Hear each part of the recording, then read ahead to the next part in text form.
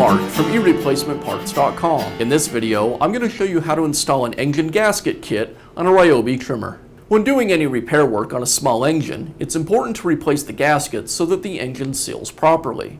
The engine gasket kit includes all of the O-rings and gaskets you'll need to do a complete overhaul on your trimmer's engine. The kit includes the gasket and O-ring for the crankcase cover, the cylinder gasket, the carburetor gasket, and the exhaust gasket.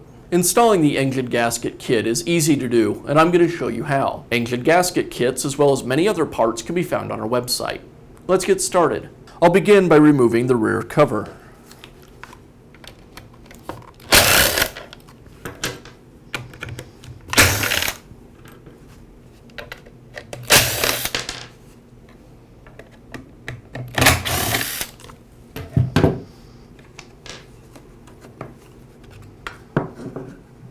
Now remove the two screws that secure the carburetor to the engine.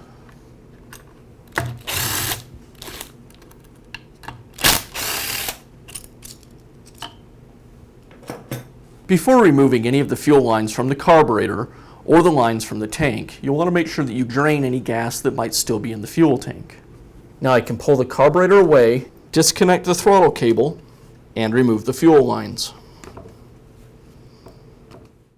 Now remove the muffler. It's held in place with two screws.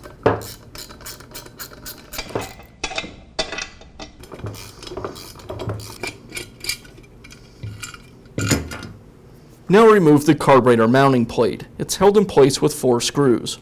I'll also need to thread the throttle cable through the opening in the mounting plate. As I take this assembly apart, the fuel lines and fuel tank will also come with it.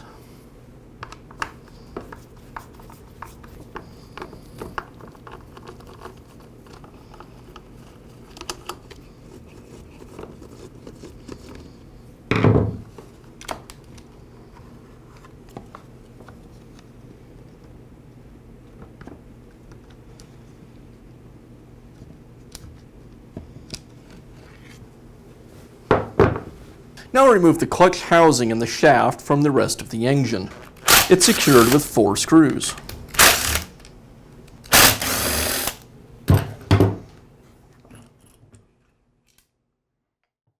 Now remove the clutch drum and the clutch. Before I do that though, I need to bind up the piston. If I don't bind the piston, when I go to remove the screw that secures the clutch drum and the clutch itself, the crankshaft will simply rotate and I won't be able to free them. I'll remove the spark plug boot and then the spark plug.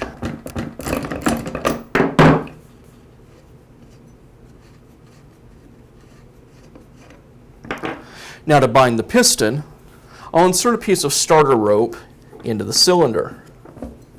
The starter rope will coil up and take up all that space inside the combustion chamber so that the piston won't have any travel and the crankshaft won't be able to rotate. Now that the piston is bound, I can remove the clutch drum and the clutch.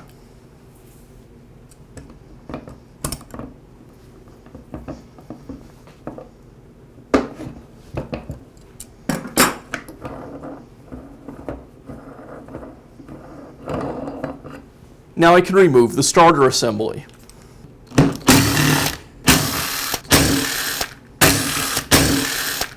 As I pull the starter away, there's a wire that leads to the ignition coil, and I'll need to remove that.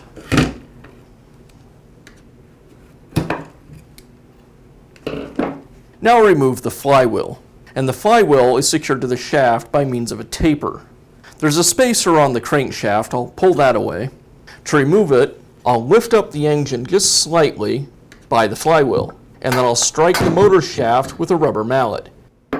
Beneath the flywheel, there's a woodruff key that indexes the flywheel to the crankshaft, and I'll remove that key. Now I'll separate the cylinder from the crankcase. It's secured with two screws.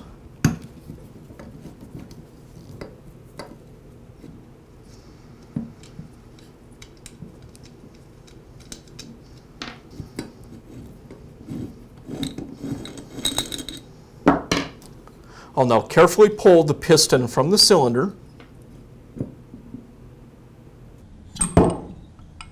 and separate it from the crankcase.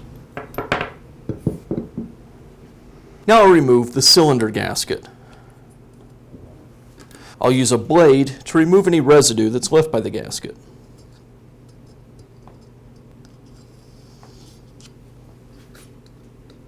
Now I'll install the cylinder gasket. Now we can install the piston. The first thing I'll do is apply some 2-cycle oil to the piston itself. So I'll make it go into the cylinder a little easier and won't scratch up the cylinder. Next, I'll compress the piston rings, and I want to make sure that I have the ring end gaps lined up with the roll pin in the ring groove, like that. Now I'll install the piston into the cylinder. The piston needs to be oriented correctly. You'll notice that one side of the piston skirt has been cut out. The other side is just straight. This cut out side needs to go on the side of the cylinder where the ignition coil is. That'll be the same side that the counterweight is on the crankshaft. If you get the piston in backwards, the skirt will strike against the counterweight. So I'll hold the rings in compression and slide the piston into the cylinder.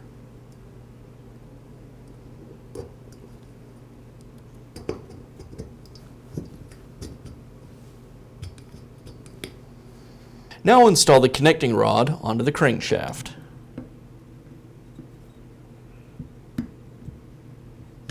I'll slide the cylinder into the crankcase and secure the cylinder with the screws.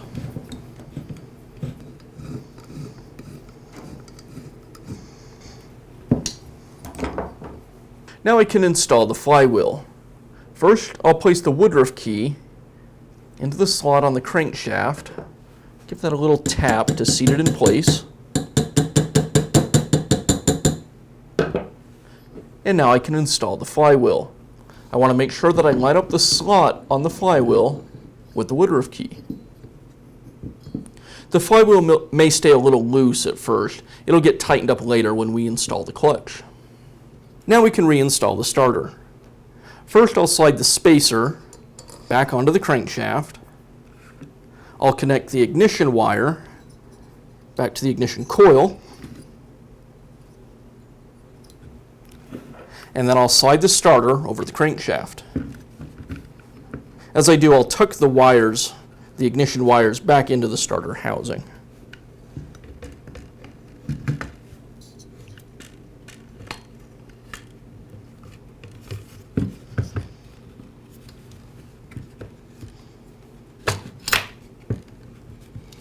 With the starter back in place, now I'll secure it with the screws.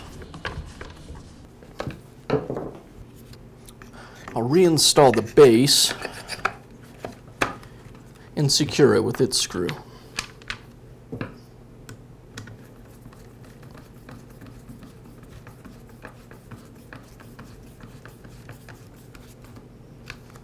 Now install the clutch. First comes the large washer, and then the clutch. If you've removed the piece of starter rope that was in the cylinder to keep the crankshaft from rotating, go ahead and reinstall that now. And then I'll tighten down the clutch with a pair of adjustable pliers.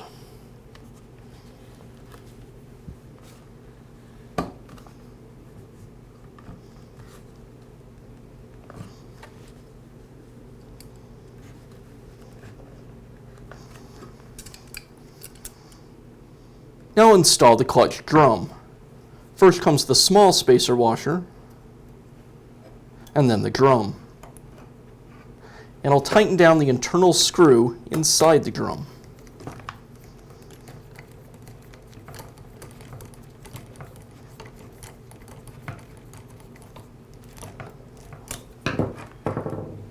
Now reinstall the spark plug.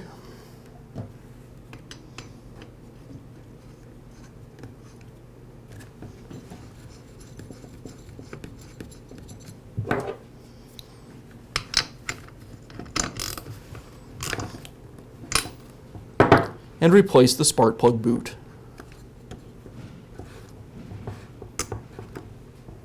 Now remove the crankcase gasket. A razor blade can help with this, and I'll use the razor blade to carefully scrape away any excess material. The gasket kit includes both a gasket or an O-ring that can be used to seal the crankcase cover. Use whichever style was used to seal the cover on your trimmer. Now install the crankcase gasket.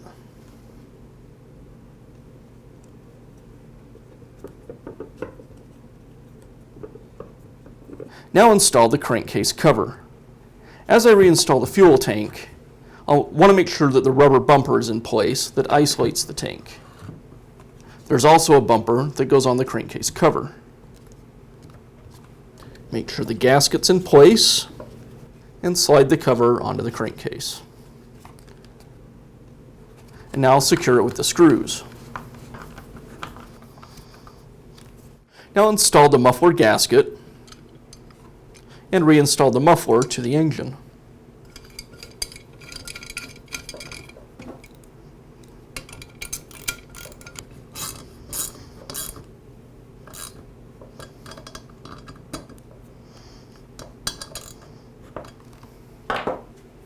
Now reinstall the upper shaft to the engine. As I do that, I need to thread the throttle cable through the engine housings.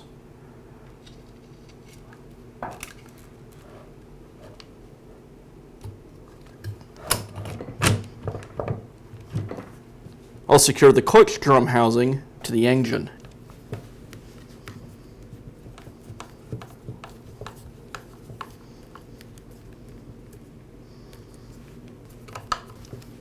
Now install the carburetor gasket. Now reinstall the throttle cable back onto the carburetor's throttle linkage. Now install the incoming fuel line to the bottom of the carburetor.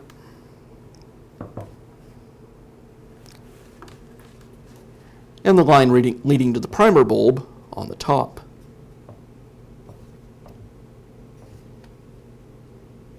And I'll secure the carburetor as well as the choke plate with the screws.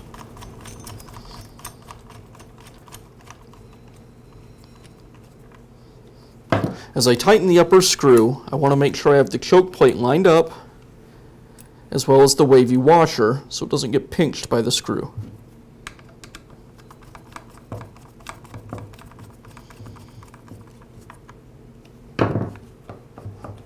And now I'll reinstall the rear cover with the air filter.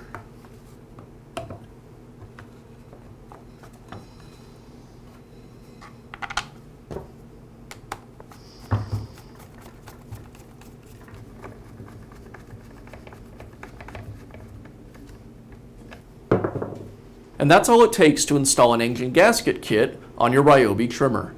If you found this video helpful, be sure to give us a thumbs up and leave a comment.